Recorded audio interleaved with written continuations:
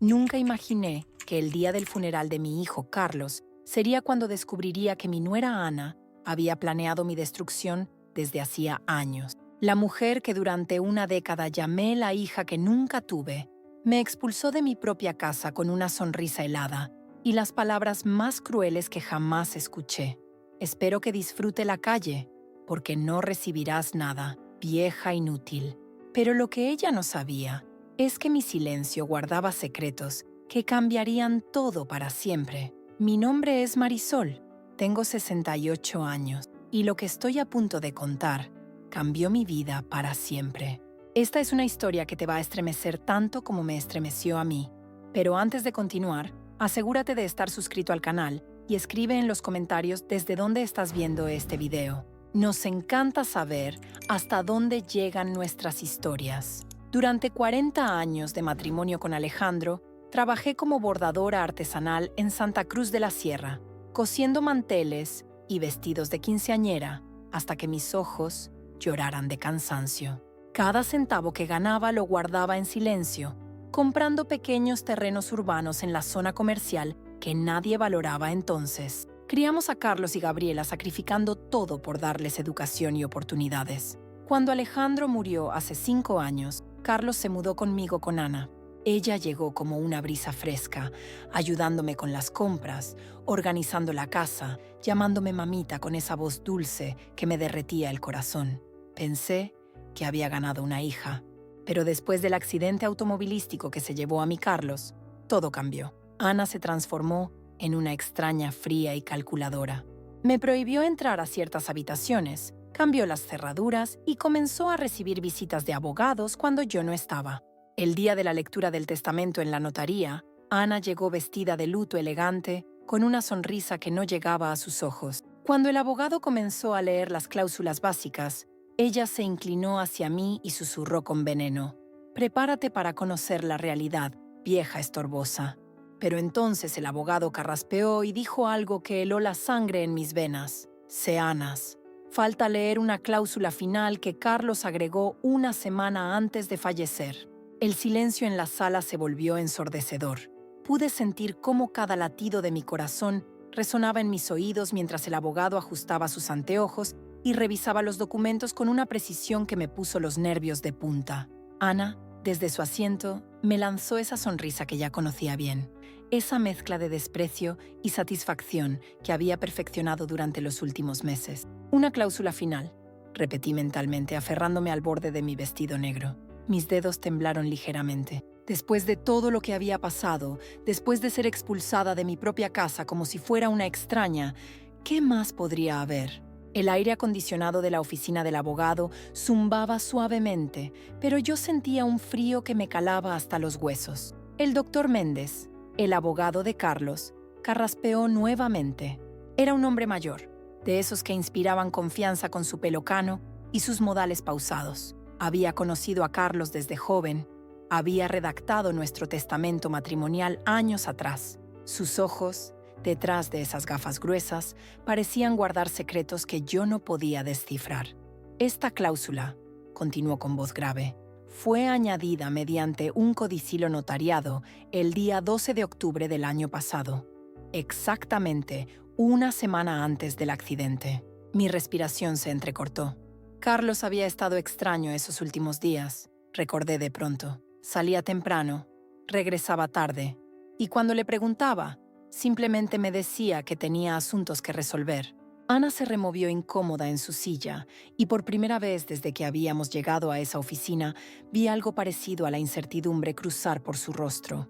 El abogado desplegó un documento que parecía diferente a los anteriores. El papel era más grueso, oficial, con sellos que brillaban bajo la luz fluorescente. «Seana Marisol», dijo dirigiéndose directamente a mí. «Su hijo dejó instrucciones muy específicas que cambian sustancialmente todo lo que acabamos de leer».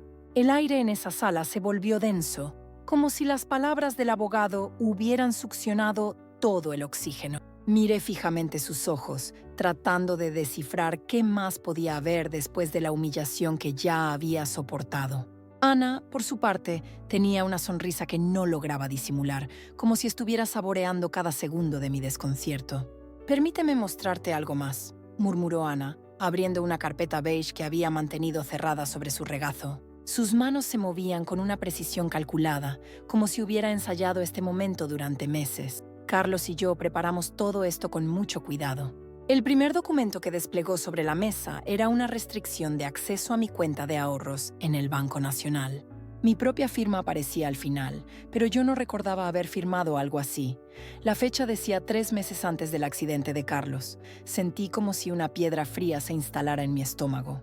¿Reconoces tu firma, Marisol?, preguntó con esa dulzura venenosa que había perfeccionado durante años. Carlos me explicó que había que proteger el patrimonio familiar de decisiones impulsivas de personas mayores. Cada palabra era un martillazo.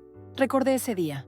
Carlos había llegado a casa con papeles del banco, diciéndome que eran formularios rutinarios para actualizar la cuenta. Solo para mantener todo en orden, mamá. Me había dicho con esa sonrisa que yo creía sincera. El abogado continuó leyendo en voz alta las condiciones que ataban cada una de mis propiedades. Los pequeños terrenos urbanos que había comprado con el dinero de mis bordados durante décadas ahora tenían restricciones que yo jamás autoricé conscientemente. Mi taller de costura, donde había creado vestidos de novia para medio Santa Cruz de la Sierra, aparecía como patrimonio familiar conjunto. También está esto, añadió Ana, extendiendo otro documento. Era una autorización para que ella administrara mis cuentas en caso de incapacidad mental o física. La letra pequeña especificaba que cualquier comportamiento errático o irracional activaría automáticamente esta cláusula. Me di cuenta de que cada sacrificio que había hecho, cada peso que había ahorrado, trabajando hasta altas horas bordando manteles y vestidos, cada terreno que había comprado pensando en el futuro de mi familia, había sido convertido en una trampa. Ana no solo me había quitado mi hogar, había construido una jaula legal perfecta donde yo era una prisionera dorada. La sala parecía girar lentamente a mi alrededor. Esta mujer no había actuado por impulso después de la muerte de Carlos. Esto era una estrategia meticulosamente planeada, y yo había sido demasiado confiada, demasiado ingenua para verlo venir. Pero algo en la expresión del abogado me decía que esto recién comenzaba. Cuando regresé a casa esa tarde, todo había cambiado. El ambiente mismo parecía diferente, como si hasta las paredes hubieran conspirado contra mí. Ana me esperaba en la puerta principal, con una postura que jamás le había visto, erguida, desafiante, con los brazos cruzados y una sonrisa que me heló la sangre. «No tienes nada que buscar aquí», me dijo con una voz que no reconocí. «Esta es mi casa ahora». Sentí como si la tierra se desmoronara bajo mis pies. 43 años había vivido en esa casa. 43 años de memorias en cada rincón. Las primeras palabras de Carlos en la sala, sus pasos corriendo por el pasillo, las noches en vela cuando tenía fiebre. Todo eso ahora me era arrebatado por la mujer que yo había recibido como a una hija. «Tienes hasta mañana para llevarte tus trapos», continuó, disfrutando cada palabra. «Y no se te ocurra tocar nada que no sea estrictamente tuyo. Los muebles, los electrodomésticos, todo se queda aquí». Quise gritarle, decirle que esa casa la había pagado yo también, que había trabajado 12 horas diarias bordando manteles y servilletas para los clientes del barrio mientras Alejandro construía nuestro hogar. Pero mi voz se perdió en el vacío que sentía en el pecho. Era como si el duelo por Carlos se hubiera multiplicado por 1000. Esa noche dormí en casa de mi vecina, entre lágrimas y humillación. Pero algo extraño sucedió mientras permanecía despierta en esa cama ajena. Una pequeña chispa de furia comenzó a encenderse dentro de mí. No era solo dolor ya, era algo más profundo, más peligroso. Al día siguiente, mientras recogía mis pocas pertenencias bajo la mirada supervisora de Ana, recordé algo que había olvidado en mi tristeza. Algo que Carlos me había dicho apenas una semana antes del accidente. Algo sobre papeles importantes que había firmado. Por primera vez en días, una sonrisa muy pequeña apareció en mis labios. Quizás no todo estaba perdido después de todo. Esos documentos que mencionó Carlos justo una semana antes de su muerte.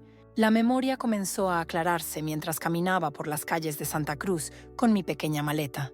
Recordé vívidamente aquella tarde del sábado. Él había llegado a casa con un folder manila bajo el brazo y una expresión seria que no le había visto desde hacía años. «Mamá, necesito que sepas algo importante», me había dicho mientras tomábamos té en la cocina. He estado pensando mucho desde que papá murió, y hay cosas que debo arreglar. Cosas que nunca debí dejar al azar. En ese momento no le presté la atención suficiente. Estaba concentrada bordando un mantel para la boda de la hija de mi vecina. Cada puntada perfecta, como siempre había sido mi costumbre. Carlos había mencionado algo sobre un codicilo, sobre protegerme, sobre asegurarse de que nunca me faltara nada. Yo apenas levanté la vista de mi labor. Ay, mijo, no te preocupes por mí. Ya soy grande. He sabido arreglármelas toda la vida. Le respondí con esa sonrisa maternal que siempre usaba para tranquilizarlo. Pero Carlos había insistido. No, mamá. Esta vez es diferente. He visto cómo algunas mujeres de tu edad quedan desprotegidas cuando sus hijos, cuando algo pasa.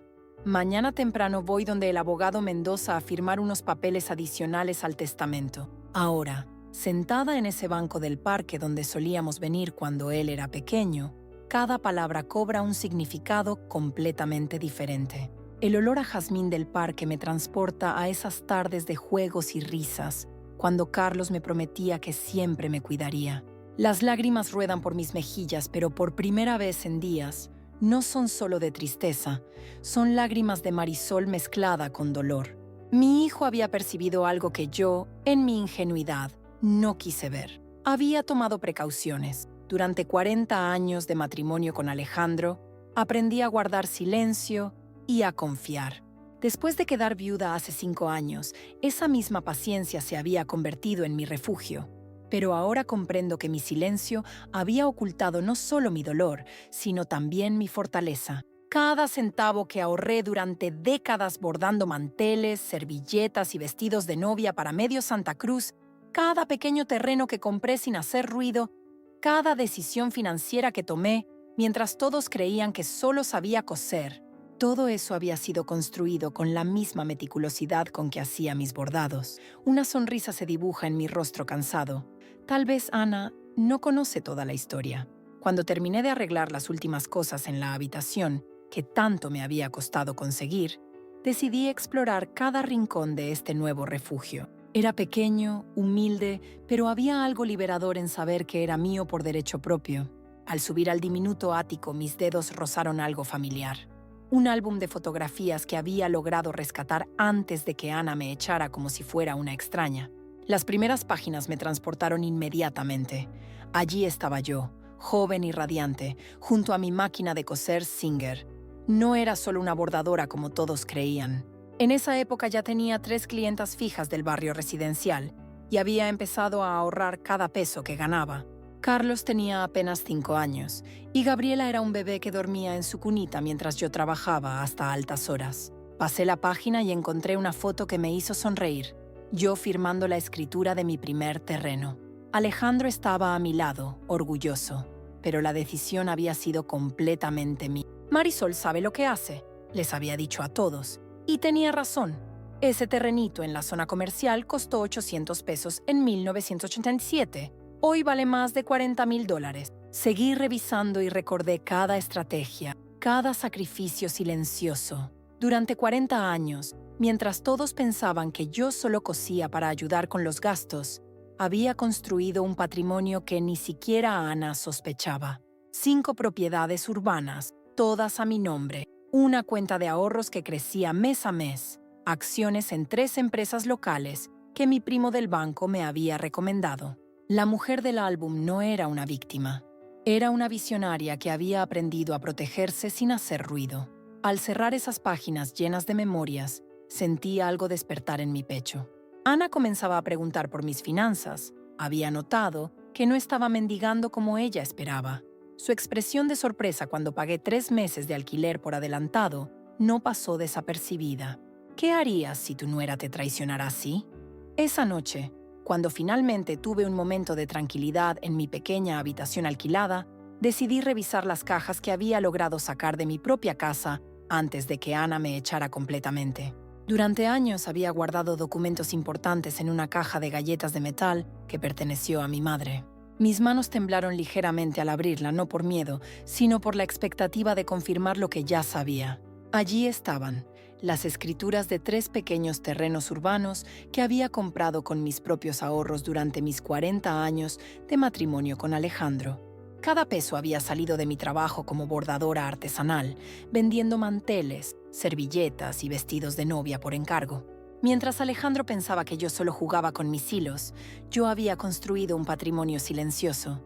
El primer terreno lo compré en 1987, cuando Carlos tenía apenas 10 años.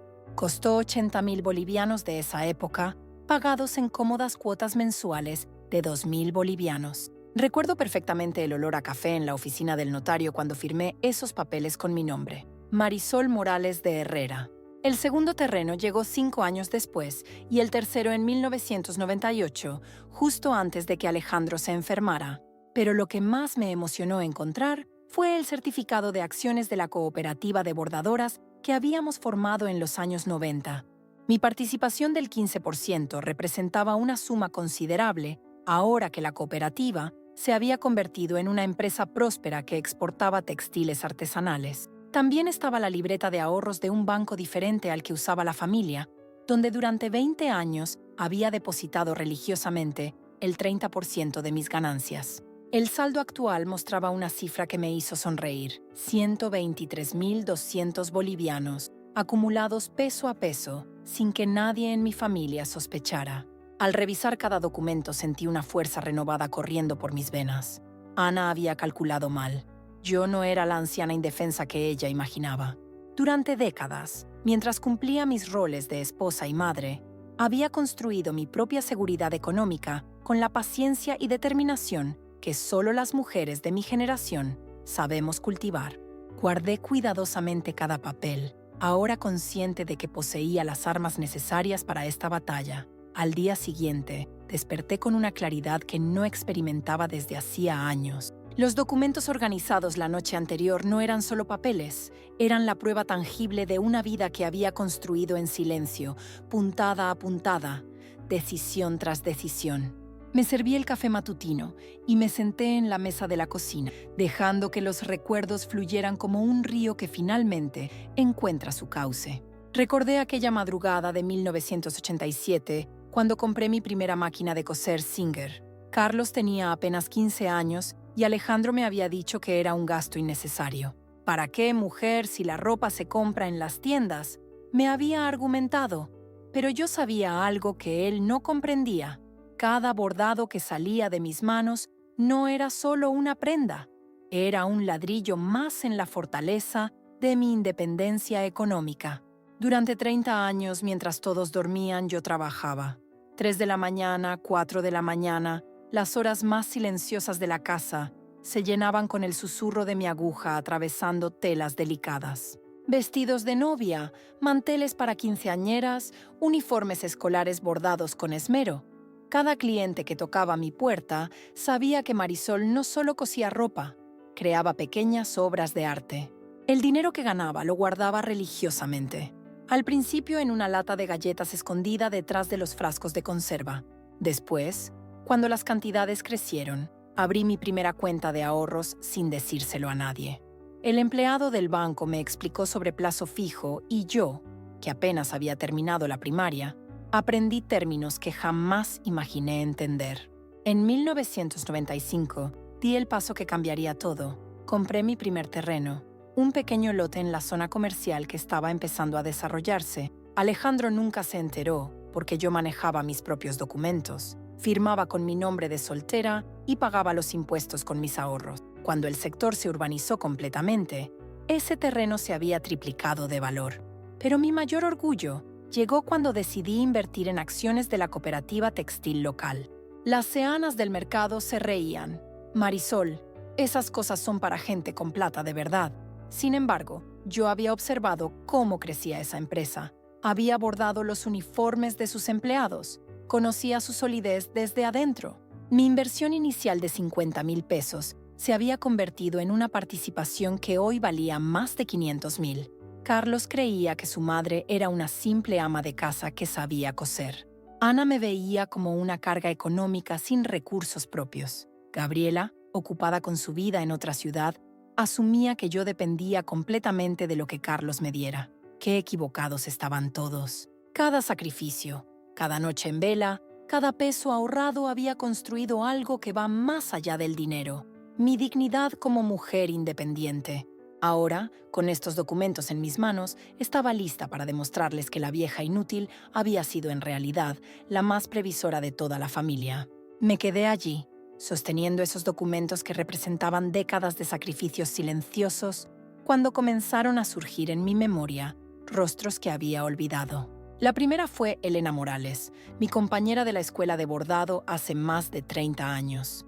Recordé vívidamente cómo me había contado que estudiaría Derecho, cómo brillaban sus ojos cuando hablaba de defender a las mujeres indefensas. Habíamos perdido el contacto cuando ella se mudó a La Paz para ejercer, pero ahora su recuerdo llegaba como una revelación. Caminé hasta mi viejo cajón de madera donde guardaba las tarjetas navideñas que había recibido a lo largo de los años. Mis dedos temblaron ligeramente al encontrar la última que Elena me había enviado. Hace apenas 2 años. Elena Morales, abogada especialista en Derecho de Familia y Sucesiones. Su dirección en La Paz estaba ahí, clara como el día. No era casualidad. Durante todos estos años de bordado, había construido una red de contactos que nunca dimensioné completamente. Doña Carmen, la propietaria de la boutique más exclusiva de Santa Cruz, siempre había valorado mi trabajo artesanal. El señor Rodríguez del banco, donde depositaba mis ahorros cada viernes, me trataba con un respeto que contrastaba con la indiferencia de mi propia familia. Mi mente comenzó a trabajar como nunca antes. Cada cliente satisfecha, cada recomendación que había recibido, cada persona que había admirado la calidad de mis bordados, representaba una conexión potencial. No era solo dinero lo que había acumulado durante décadas. Había construido una reputación sólida en mi comunidad. Tomé el teléfono con decisión renovada. Por primera vez en meses, no me sentía como la viuda abandonada que todos veían. Me sentía como la mujer estratega que había sabido tejer, hilo a hilo, una red de respeto y confianza que ahora podría activar para recuperar lo que me pertenecía. Marqué el número con dedos que ya no temblaban. Cada dígito presionado era una declaración. No más silencio, no más humillaciones fingiendo que no dolían. Al segundo timbre, la voz familiar de mi amiga abogada me tranquilizó como un abrazo. «Marisol, ¿cómo estás? He pensado mucho en ti desde el funeral de Carlos. Necesito tu ayuda profesional», le dije directamente. «Y quiero contratarte oficialmente. Esto no es una consulta entre amigas». Su tono cambió, volviéndose más serio. «Por supuesto. ¿Qué está pasando?» Le conté todo. La expulsión, las humillaciones de Ana, sus amenazas, cómo había convertido la casa de mi hijo en su reino personal. Mientras hablaba, sentía como cada palabra liberaba años de resentimiento guardado. «Marisol, ¿tienes documentación de las propiedades que mencionas? ¿Escrituras? ¿Recibos de compra?» Sonreí por primera vez en semanas. «Tengo todo, cada papel, cada comprobante. Durante 40 años aprendí que una mujer debe guardar pruebas de todo». «Perfecto. También necesitamos documentar el maltrato. ¿Hay testigos de cómo te trata Ana?» «Los vecinos han visto todo. El portero fue testigo cuando me echó con mis maletas a la calle. Y tengo algo más. Había grabado las últimas conversaciones con Ana sin que se diera cuenta. Su teléfono viejo tenía esa función que nunca pensé usar. Trae todo mañana a las 10. Vamos a revisar cada documento y planear la estrategia adecuada». Colgué el teléfono sintiendo algo que había olvidado: control. Por primera vez desde la muerte de Carlos, yo estaba tomando las decisiones. Ana había subestimado completamente con quién se había metido. El plan requería preparación cuidadosa para su puesta en marcha. Esa misma tarde me senté en la mesa de la cocina de mi pequeño apartamento con una libreta vieja y un bolígrafo. Durante 40 años había manejado las finanzas familiares, había llevado registros detallados de cada peso que entraba y salía de nuestra casa. Alejandro siempre decía que yo tenía cabeza para los números, pero Ana nunca lo supo. Para ella, yo era solo una vieja que estorbaba. Comencé a hacer una lista de todo lo que necesitaría para mi plan. Primero, llamé a mi amiga Rosa, quien trabajaba en el registro civil. «Rosa, necesito copias certificadas de algunos documentos», le dije. Ella no hizo preguntas. Después de 50 años de amistad, sabía que si yo pedía algo, tenía una buena razón. Luego contacté a don Manuel, el contador que había llevado nuestros impuestos durante décadas. Don Manuel, necesito que revise unos documentos sobre las propiedades que compré con Alejandro. ¿Puede venir a mi casa mañana? Su voz sonó sorprendida. Claro, él sabía exactamente cuánto valían esos terrenos en la zona comercial ahora. Saqué de mi armario una caja de zapatos donde guardaba todos los recibos de mis trabajos de bordado. Durante años, mientras Ana gastaba en caprichos, yo había ahorrado cada peso. Bordados para quinceañeras, manteles para bodas, uniformes escolares. Trabajo silencioso que ella consideraba cosa de viejas, sin saber que con esas cositas había comprado 3 lotes urbanos a nombre mío. El siguiente paso era hablar con mi vecina doña Carmen, quien había sido testigo de cuando Ana me echó de la casa. «Carmen, ¿te acuerdas de lo que pasó el día que me sacó de mi propia casa?», le pregunté por teléfono. Su voz se llenó de indignación. «¿Cómo no me voy a acordar, Marisol? Fue una barbaridad. Yo lo vi todo desde mi ventana. Anoté cada detalle, cada fecha, cada testigo. Mi plan era simple pero efectivo. Durante años había sido subestimada, tratada como una carga, pero había llegado el momento de demostrar que la mujer que habían ganado tenía más recursos de los que jamás imaginaron. Cuando terminé de organizar todo, me sentí como una general preparando su estrategia de batalla. Cada documento era una pieza del rompecabezas, cada llamada telefónica un movimiento calculado. Ana había jugado sucio, pero yo había aprendido las reglas del juego mucho antes que ella. Dale like si crees que es hora de que pague. La mañana siguiente amaneció despejada, como si el universo mismo hubiera decidido acompañar mi determinación. Me levanté temprano como había hecho durante 40 años de matrimonio con Alejandro, pero esta vez no fue por obligación, era por elección. Por primera vez en mucho tiempo, cada paso que daba tenía un propósito que me pertenecía completamente. Marqué el número que había guardado con tanto cuidado. «¿Doctora Ramírez?» «Soy Marisol, la seana que bordó el mantel para su boda hace 2 años». Su voz se iluminó al reconocerme. «Claro, ¿cómo está usted? Ese mantel sigue siendo la joya de mi comedor». Le expliqué que necesitaba su ayuda profesional, que tenía documentos importantes que revisar. Sin dudarlo, me citó en el café Doña María esa misma tarde. Llegué 15 minutos antes, eligiendo una mesa en el rincón donde podríamos hablar sin interrupciones. Cuando la doctora Ramírez entró, elegante con su traje azul marino, sentí una mezcla extraña de nervios y determinación. No estaba acostumbrada a ser yo quien pidiera favores, pero tampoco estaba acostumbrada a tener cartas tan fuertes en mis manos. «Marisol, qué gusto verla. Se ve usted diferente, más…», buscó la palabra correcta, «más fuerte». Sus ojos de abogada ya estaban evaluando la carpeta que había colocado sobre la mesa. Le serví café en la taza de porcelana blanca y respiré profundo. «Doctora, necesito que vea algo y necesito saber qué opciones tengo». Abrí la carpeta lentamente, disfrutando por primera vez en mucho tiempo del poder que significaba tener control sobre una situación. Los documentos estaban ordenados cronológicamente, las escrituras a mi nombre, los certificados de las acciones, las pólizas de seguro donde aparecía como beneficiaria exclusiva. Sus ojos se agrandaron progresivamente. «Marisol, esto es… ¿Su nuera sabe de esto?».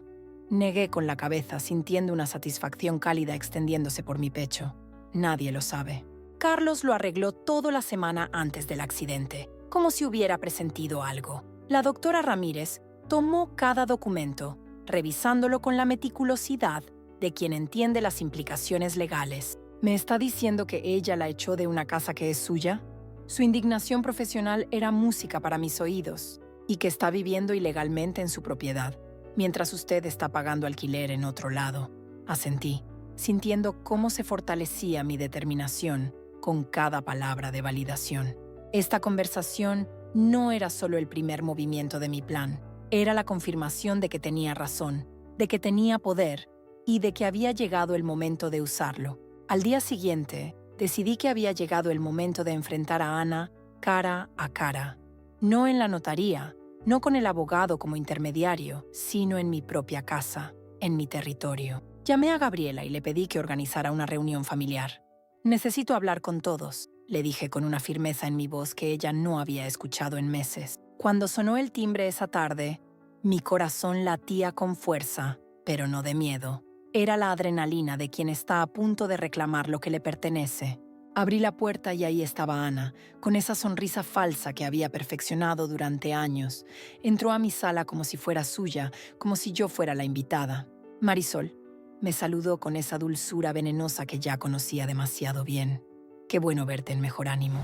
Me senté frente a ella con la mesa de centro entre nosotras. Gabriela estaba a un lado, nerviosa, presintiendo que algo importante estaba por suceder. Las palabras que había ensayado durante días se agolpaban en mi garganta, pero respiré profundo y las dejé fluir con calma. Ana, creo que es momento de que hablemos con honestidad, comencé, mirándola directamente a los ojos. Sobre lo que realmente esperas obtener con todo esto. Su sonrisa se tensó ligeramente. No entiendo de qué hablas, Marisol. Yo solo quiero lo mejor para la familia. ¿Lo mejor para la familia? Repetí sintiendo cómo cada palabra cobraba peso. ¿Cómo cuando me dijiste que disfrutara la calle porque no recibiría nada? El silencio se volvió denso. Gabriela nos miraba alternadamente, confundida. Ana intentó mantener su compostura, pero vi cómo sus manos se crisparon sobre su bolso. Eso fue un malentendido, murmuró. Me levanté lentamente, sintiendo en ese momento todo el poder que había estado acumulando en silencio. La miré desde arriba, y por primera vez en meses, fue ella quien tuvo que alzar la vista hacia mí. No me voy a dejar someter más, Ana. Ya no. Las palabras cayeron como piedras en agua quieta, creando ondas que se expandieron por toda la habitación. La expresión de Ana cambió completamente, y supe que había entendido que algo fundamental acababa de cambiar entre nosotras. La decisión estaba tomada. No podía seguir viviendo en las sombras mientras Ana destruía todo lo que había construido con tanto sacrificio. Era domingo, y como cada mes, toda la familia se reunía para el almuerzo en casa de Gabriela. Esta vez, yo había pedido específicamente estar presente. Llevé conmigo una carpeta manila que había guardado durante meses, esperando el momento perfecto. Cuando llegué, Ana ya estaba allí, presumiendo ante mis hermanas sobre sus últimas adquisiciones. Marisol se está volviendo muy difícil, le decía a mi cuñada Rosa fingiendo preocupación. Carlos siempre nos advirtió que en la vejez se podría poner complicada. Sus palabras me atravesaron, pero esta vez, en lugar de dolerme, me dieron la fuerza final que necesitaba. Me senté en mi lugar habitual, al final de la mesa, y esperé a que todos estuvieran presentes. El aroma del guiso de Gabriela llenaba el ambiente, pero yo apenas podía concentrarme en otra cosa que no fuera lo que estaba a punto de hacer. Mis manos temblaban ligeramente cuando abrí la carpeta y saqué los primeros documentos. Familia, dije, alzando la voz lo suficiente para captar la atención de todos. Necesito contarles algo importante sobre lo que ha estado pasando desde que Carlos murió. Las conversaciones se detuvieron gradualmente. Ana me miró con esa sonrisa condescendiente que tanto conocía, como si fuera a decir alguna tontería de anciana. Comencé mostrando las copias de las escrituras de mis propiedades, esas que Ana creía que no existían. Durante 40 años, mientras todos pensaban que yo era solo ama de casa, estuve ahorrando cada peso que ganaba con mis bordados. Compré terrenos, invertí en negocios pequeños. Los murmullos comenzaron cuando pasé los documentos de mano en mano. El rostro de Ana cambió cuando vio los números. $340,000 en propiedades, $120,000 en inversiones. El silencio se volvió denso como el aire antes de una tormenta. Pero eso no es todo, continué, sintiendo cómo la adrenalina me daba una claridad que no había tenido en meses. También tengo esto. Saqué las grabaciones de audio donde Ana hablaba con sus amigas sobre sus planes para deshacerse de mí, las copias de los documentos que había falsificado intentando apoderarse de la casa, y las fotografías de ella sacando mis pertenencias cuando pensaba que no estaba en casa. La mesa quedó completamente en silencio. Ana había perdido todo el color del rostro y sus manos temblaban visiblemente mientras intentaba encontrar palabras para defenderse.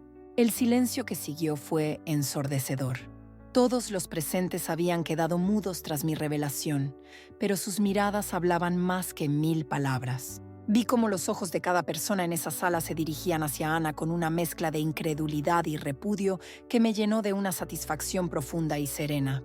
Doña Carmen, mi vecina de toda la vida que había venido como testigo, fue la primera en romper el silencio. Marisol, yo siempre supe que algo no estaba bien.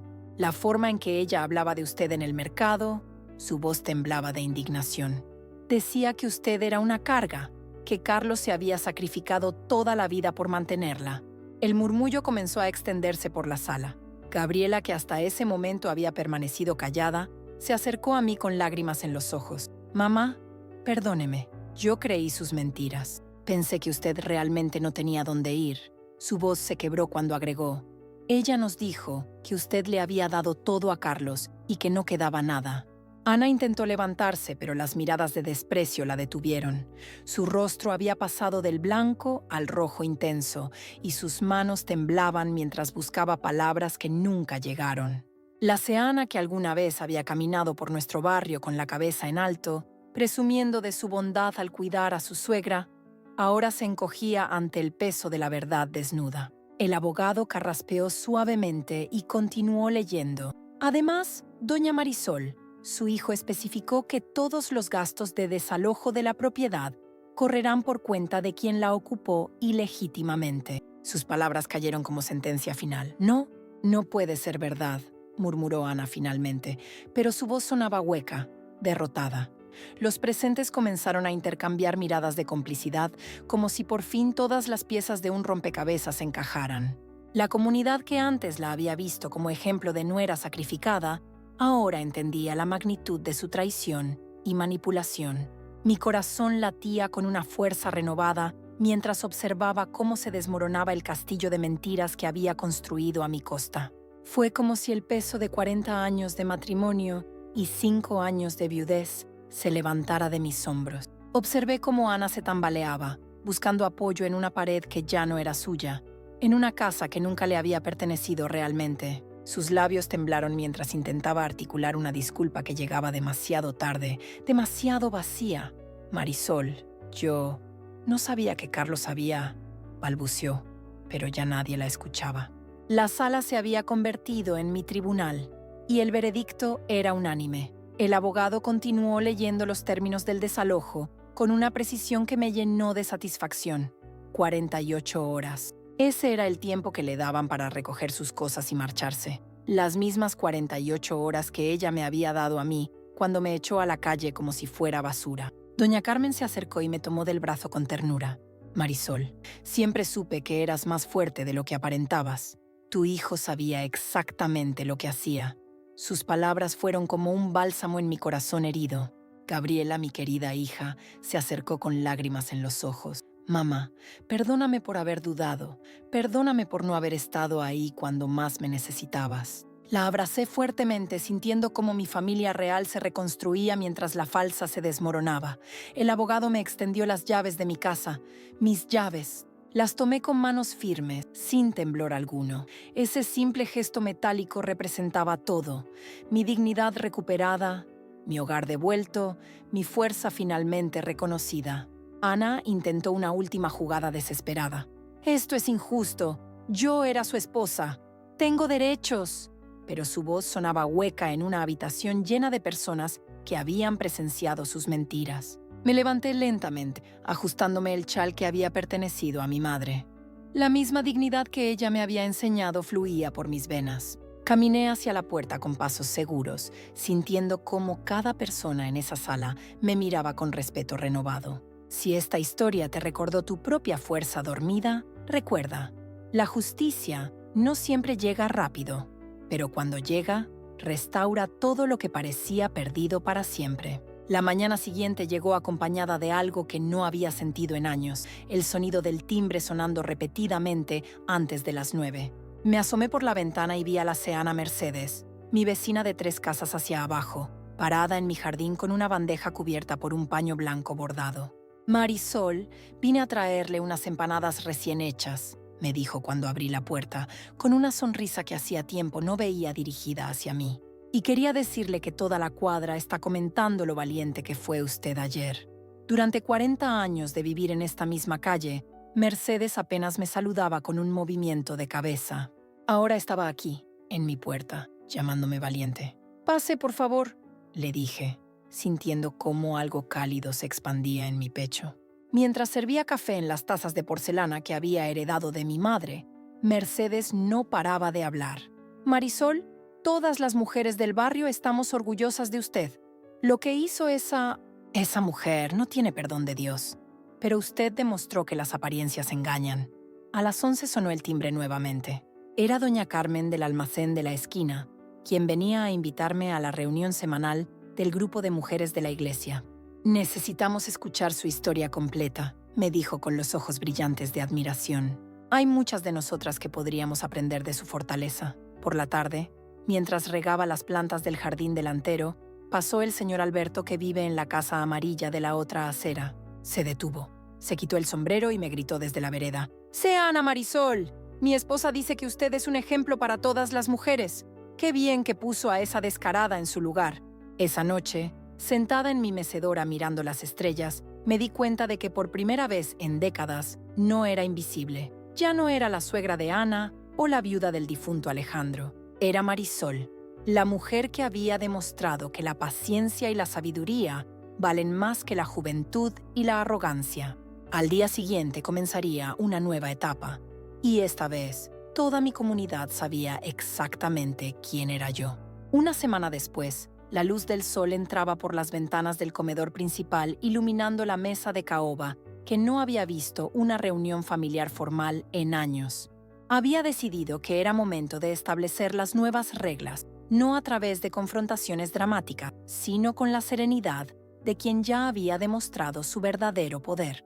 Coloqué los platos de la vajilla buena, esa que Ana siempre criticaba por anticuada, y preparé el almuerzo dominical que solía hacer cuando mi esposo Alejandro vivía. Gabriela llegó primero, con esa sonrisa tímida que había recuperado desde la lectura del testamento. Ya no cargaba esa tensión en los hombros que la caracterizó durante los meses cuando Ana dominaba cada conversación familiar. «Mamá, ¿necesitas ayuda?», me preguntó, pero yo negué con la cabeza.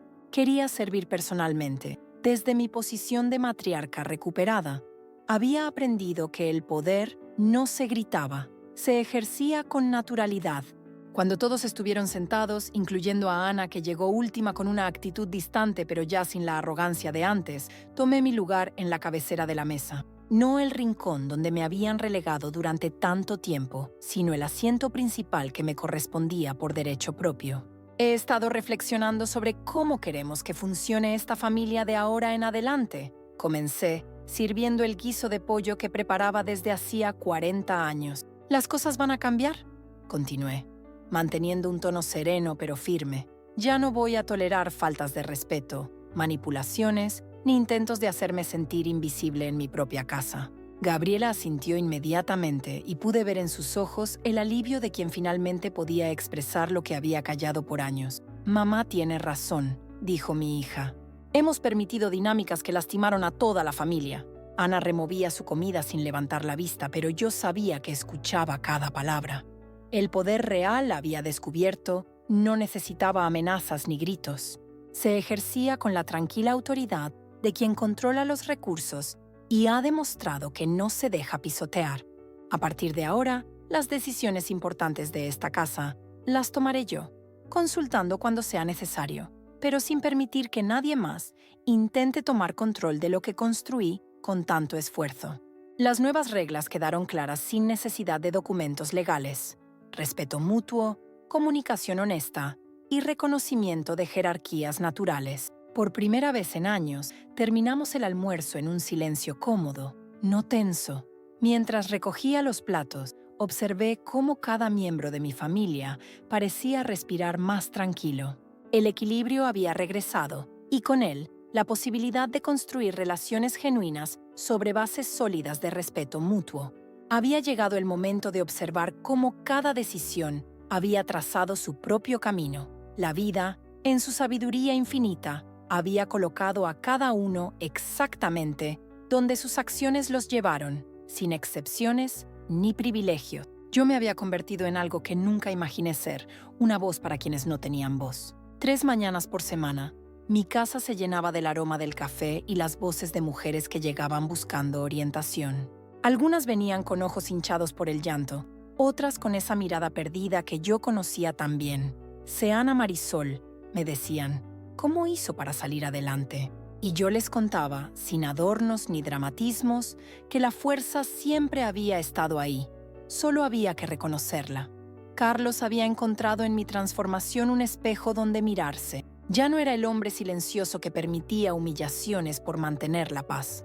Ahora establecía límites claros, hablaba con firmeza y había comenzado a reparar vínculos que creía perdidos para siempre. «Mamá», me dijo una tarde mientras pintábamos la reja del patio, «usted me enseñó que es posible comenzar de nuevo sin traicionar quien uno es». Gabriela había canalizado toda esa energía inquieta en algo hermoso. Su proyecto para jóvenes mujeres en situaciones difíciles había comenzado en el garaje de su casa y ahora ocupaba un local completo en el centro de la ciudad. La veía llegar los domingos con esa luz en los ojos que solo da el propósito encontrado. Es increíble cómo cuando una mujer se empodera, me comentaba mientras organizaba donaciones, inspira a otras a hacer lo mismo.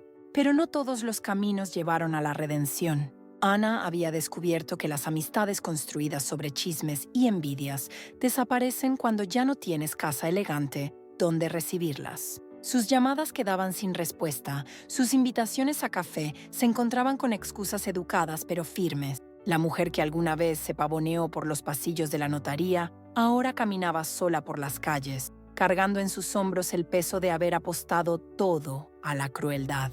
Los destinos estaban escritos, no por el destino, sino por las decisiones de cada uno. Mientras observaba la transformación de mi vecindario, pude reflexionar realmente sobre el camino que había recorrido. No se trataba solo de recuperar una casa o dinero, había recuperado algo mucho más valioso, mi dignidad como mujer. Me acomodé en la mecedora del porche, la misma donde Alejandro solía leerme las noticias cada domingo por la mañana. Ahora, esa mecedora era testigo de una mujer completamente diferente. Donde antes había una anciana que agachaba la cabeza ante los desprecios, ahora había alguien que miraba de frente y hablaba con la voz serena de quien conoce su verdadero valor. ¿Cuándo fue que dejé de verme a mí misma?, me pregunté, recordando esos años donde permití que otros definieran quién era yo. Había sido la esposa silenciosa, la madre que no cuestionaba, la suegra que aceptaba cualquier trato con tal de mantener la armonía familiar. Esa mujer había desaparecido para siempre. El proceso no había sido fácil. Hubo noches donde desperté sintiéndome culpable por haber sido tan contundente. Momentos donde la costumbre de décadas me susurraba que debía pedir perdón por defenderme. Pero cada vez que esa voz aparecía, recordaba las palabras de Ana: «No recibirás nada, vieja». Y mi columna vertebral se enderezaba nuevamente. La transformación más profunda había ocurrido en mi relación con el espejo. Antes evitaba mirarme, como si mi reflejo confirmara lo que otros decían sobre mi insignificancia. Ahora, cada mañana, me miraba directamente a los ojos y veía a una mujer que había sobrevivido 40 años de matrimonio, la muerte de un esposo, la traición de una nuera, y había salido victoriosa de todo ello. Comprendí que mi historia no era única. En cada casa de este vecindario, probablemente había mujeres como yo, invisible para sus familias, subestimadas por sus seres queridos, tratadas como mobiliario en sus propias vidas. La diferencia era que yo había tenido la oportunidad de demostrar mi verdadero valor, y no todas tendrían esa posibilidad. Esa comprensión me llenó de una responsabilidad hermosa y pesada a la vez. Era el momento de transformar esa responsabilidad en acción. Decidí organizar una reunión en el salón comunitario de nuestro barrio, ese mismo lugar donde durante años había asistido silenciosamente a reuniones vecinales sin atreverme a hablar. Esta vez, yo sería quien convocaría. Un sábado por la tarde, mientras el aroma del café recién hecho llenaba el ambiente, me paré frente a 30 mujeres de mi comunidad. Algunas las conocía desde hacía décadas, otras eran vecinas nuevas que nunca había tenido el valor de abordar. Mis manos temblaron ligeramente al sostener el micrófono, pero mi voz salió clara y firme. Hoy les hablo no solo como la anciana Marisol de la Casa Azul de la esquina, sino como una mujer que ha aprendido que el dolor más profundo puede convertirse en la fuerza más poderosa. Comencé, sintiendo cómo cada palabra resonaba en el salón silencioso. Les conté mi historia sin ocultar detalles. La humillación de ser expulsada de mi propia casa. Las noches durmiendo en casa de Gabriela, sintiéndome como una carga. El momento devastador cuando Ana me gritó que no recibiría nada. Pero también les hablé del poder que había construido en silencio. Costura tras costura, peso ahorrado tras peso ahorrado. Si alguna de ustedes se encuentra enfrentando una traición similar o luchando por su lugar en su propia familia, quiero que recuerden algo fundamental. Ustedes son más fuertes de lo que cualquier persona les ha hecho creer, dije, observando cómo varias mujeres se secaban las lágrimas. María, la seana del almacén, levantó la mano tímidamente. Marisol, mi nuera también me trata como si fuera invisible. ¿Cómo logró usted defenderse? Nunca subestimen su capacidad de construir su propio poder, respondí, pensando en mis 40 años de trabajo silencioso. Cada pequeño esfuerzo, cada sacrificio que hacen, cada habilidad que desarrollan, todo eso es fuerza acumulada. Lo que ustedes ven como debilidad puede ser su mayor fortaleza. Al concluir la reunión, me rodearon para hacerme preguntas, pedirme consejos, contarme sus propias historias. En ese momento comprendí que mi nueva vida había comenzado. Ya no era solo la madre de Carlos o la suegra de Ana. Era Marisol, la mujer que había transformado su dolor en sabiduría y ahora la compartía con su comunidad.